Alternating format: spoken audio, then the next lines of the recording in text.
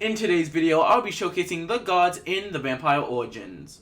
Because Jen and Ken both share 7 of the same abilities, I'll be showcasing them with Jen for, of course, the sake of time. Although, I will be specifying who I'm showcasing for what in the timeline and, of course, when I'm actually showcasing the ability. Now, without further ado, let's get into this video. Okay, so this is Jen's voice line. I'm a pacifist, so I don't really want to hurt you. Jen and Ken are both immune to singular magical abilities and spells as you see on your screen. It says that they are immune to magic due to their divine nature, of course. Although there are 3 workarounds to this. The first workaround is other god magic, such as Cleo being a fury, making her magic god magic, which allows her to use keybinds, of course, as you can see, on any singular god. The second way around this is AoE attacks. If you use spells like Modus and or Ohan Panda, it will damage anyone, as Cleo is doing right now. Although this will work for keybinds / abilities like Hope's Scream and Repulse. The final workaround is weakening the gods to under 200 HP, making them vulnerable to all magical abilities like a normal witch, mortal, vampire, or werewolf. We're gonna quickly get Jen down to 200 HP with Cleo's pain inflicted over there. Although, they can be channeled during this vulnerable state, as you can also see on your screen right now. Cleo is currently channeling Jen. And as you see, Jen's magic will go up, and will regenerate faster.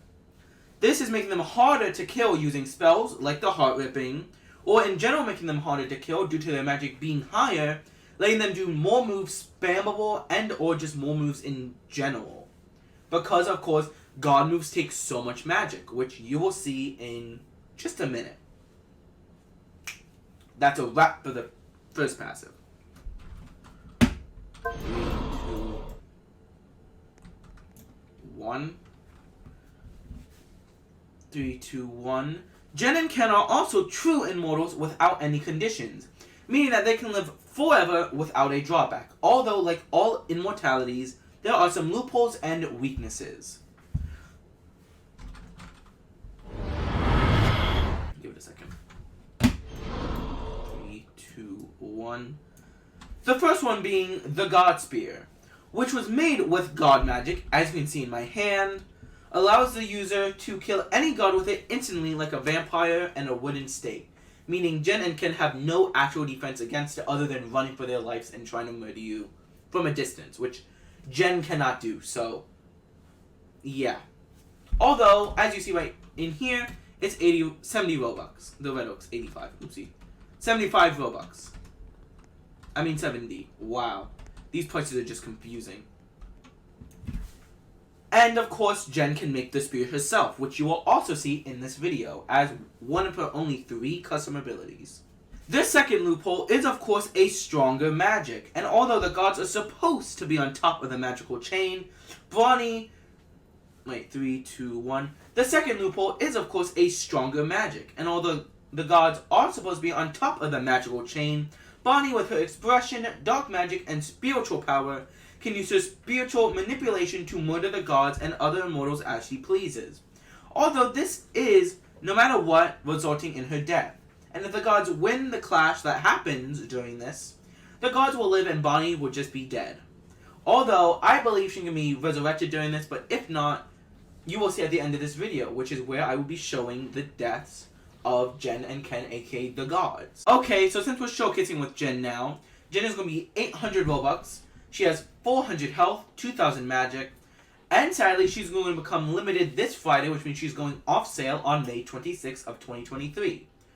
And she's going off sale with Ken, which we will talk about in about 5-ish minutes. Now, let's get into this showcase with her. Ken and Jen can actually share the magical protections with any user with their blood. As you see, they're immune to magic. On your screen is the POV of what they'll see on their screen. And the workarounds, of course, are pain inflicted by Cleo. It actually lasts for 15 seconds. That's another thing about it, meaning it's really temporary. Like, really temporary. Like, good to give to someone if they're, like, in the midst of a battle. Which is really useful. You can teleport away or run away as a vampire. And of course, AoE and weakening them under 200 HP are also very notable of weight. Cammy only has 200 HP, so as you see, now she's easily punchable, and the timer did not run out. And of course, you guys know the AoE of it. We don't really have to show that. Oh, we will.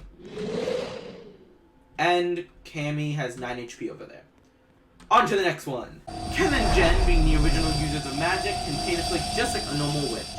Ken and Jen can manipulate the wind around them, just basically flinging everyone around them, dealing, I think it was 100 damage, and knocking them out for a decent time for you to run away.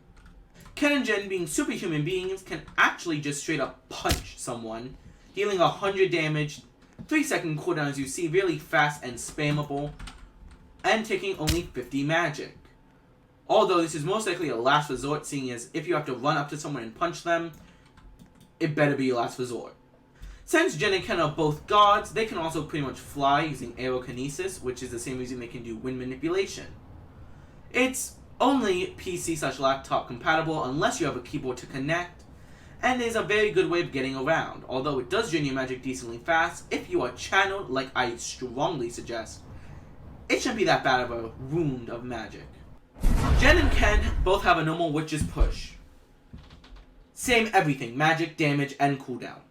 That's about it for their shared abilities. Now let's get into Jen's custom abilities. Jen's first custom is this slam using Telekinesis, Superjump, and of course does over like 150. That's around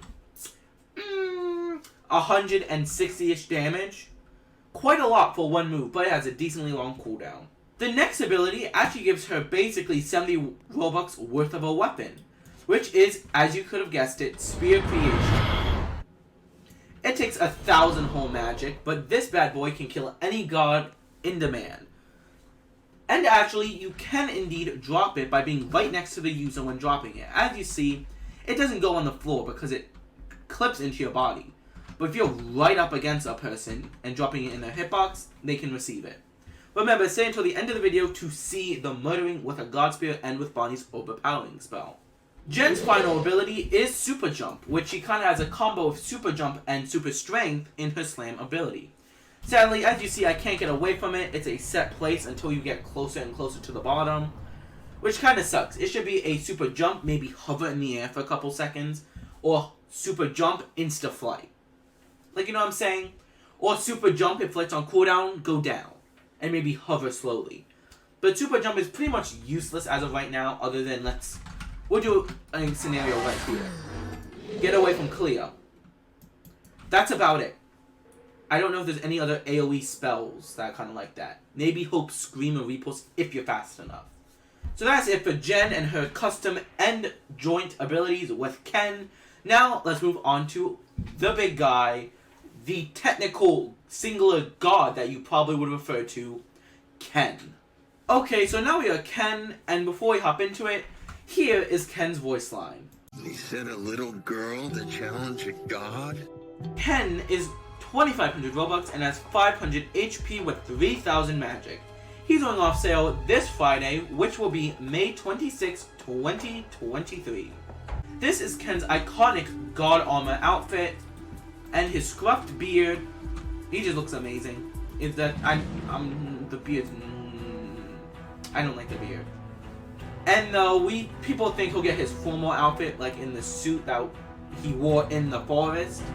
So let's hope that comes, because I like suits a lot. Like, I like the armor, but like suits would look better. That's why Elijah looks amazing all the time. It's the suit. His first custom ability is his lightning, which basically is his telekinesis. It's pretty neat. He has lightning coming out of his hands, and it does a lot of damage, which basically every other telekinesis does little to no damage other than Cade's and his, and everyone can heal above it. But Ken can actually murder someone with his lightning. As you see, he just did. Ken, being a strong god, can actually do an outburst, which causes fire to those around him, being a great deal of damage that is hyped just like Bonnie's Plasmatos Incendious spell, which you will see in another showcase. And it did roughly, with healing, around 282 damage. That's quite a lot. and can easily kill off any vampire and Cleos you might have to murder. Ken has his iconic God Teleport, even though it has a half a minute cooldown, which honestly should be just as fast as Cleo's, maybe 10 seconds, but not 30. Kinda outrageous. It looks amazing, of course, but the cooldown's a bit too long. Ken can use Weather Chaos, causing a Chaos Storm that will, as you see, wobble those around him and makes Gust of Wind. So as people walk around, there's a chance a Gust of Wind will happen. And as you see, this is the area, the same as pretty much every other storm. And of course, if anyone comes in, there's always a chance of a Gust of Wind whacking them. Ken can summon lightning to his fingertips. By that, I mean he can summon it to the cursors, I guess you could say. That deals a lot of damage and basically ragdolls the enemy for a decent time. Although it has a 30-second cooldown, which he's supposed to be really strong, and I guess this is more of a balancing feature since it's so overpoweringly, like overly damaging. Ken can shoot a beam of lightning from his palm, doing great damage and ragdolling the target. Ken can use lightning with his feet by simply stomping to the ground, again doing great damage. And as you see, even with lightning, it's even more and literally fatal to all. Ken's ultimate and final ability is his Ash Keybind. It is pretty good looking. It forces the target to move on, as you can see on your screen. And finally, it does have some drawbacks, sadly. It cannot kill Immortals, meaning Gen, maybe. It's been iffy recently, like the Immortality system. It can't kill K, the originals, Sybil, even though, you know, Bonnie could murder him like that with a simple Immortality override. He should be able to Ash Immortals like he used to be. But they took that away apparently because it was too overpowered. But I think it should be added back and maybe add a slap on a minute cooldown to that. If you slap a minute cooldown onto that, there's more value and you should make it be able to kill originals at least. And Sybil and maybe Jen. And with that out of the way, let's get to the killing. Okay, so firstly, we will murder myself, Jen, with the spear. As you see, I get ashed, and I must move on. And that's about it for the spear. Now, I'll become Ken and show you his. Okay, so here is Ken being stabbed by the God Spear. As you see, just like Jen, instantly dies, must move on. Making Jen pretty overpowered for being basically 3 times less than the price of Ken, but being able to murder him every, like, a minute or two. Making it pretty worth her price. Okay, so for the sake of me not spending like an hour when I could be editing and making thumbnails, I will be basically doing the spear manipulation on an original, which is the same process. For this, you need 2600 magic, which you could channel the spirits for, or just channel a second party, as you can see. And now I need 2600 magic, so we will be right back. Okay, so I just channeled the spirits just a little bit to get me more magic instantaneously, but because I'm channeled, it kind of maxes out at what our channel link is, which is actually 2600. So when you have this magic, simply press J on the person you want to murder, who is immortal, and this see what happens. A clash will start though when they get on their knees, and you basically just have to win it. If you lose it, you will die. If you win it, you will die. But if you win it, the other person will die.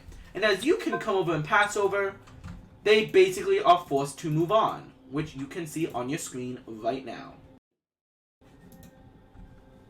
And while they are dead, you can simply self-resurrect, let's say, have a second party resurrect you, and just get back up and do it again. Although there is a 182-second cooldown. Okay, so this Friday, May 26th, is the update where the gods are removed, and a lot of stuff is happening, like a new Mystic Falls map, game passes, 5 new characters, a lot of new outfits, and a lot more abilities and spells. Actually, I don't know about the spells, but I know the characters will have more spells. Now, if you want to see more reveals, see more things there, I will try to push an update video out today, well, the day of release, and or on Friday, I'll be doing a review of it, or like a little showcase of it. And maybe a little stream. We'll see what happens. Most likely not a stream, but there's always a chance.